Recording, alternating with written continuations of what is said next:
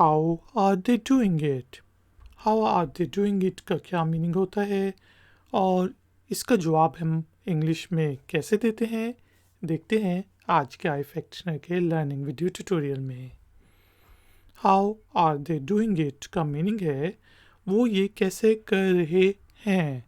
अब कोई कुछ भी कर रहा हो, कोई फ्रॉड कर रहा हो, कुछ भी कर रहा हो, और या कोई किसी की मदद कर रहा हो, कोई मुश्किल काम कर रहा हो, तो हम पूछेंगे how are they doing it, वो ये कैसे कर रहे हैं।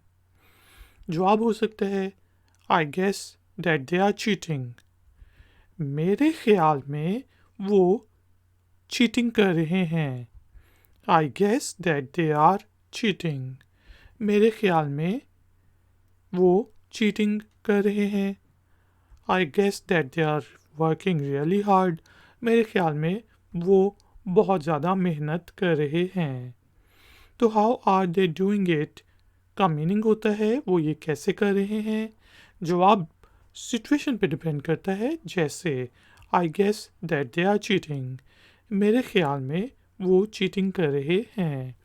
iFactner की ये वीडियो पसंद आई है तो लाइक का बटन ज़रूर प्रेस करें, वीडियो को शेयर करें और अगर आप चैनल पे नए हैं तो चैनल को सब्सक्राइब कर लें। मिलते हैं नेक्स्ट वीडियो ट्यूटोरियल में।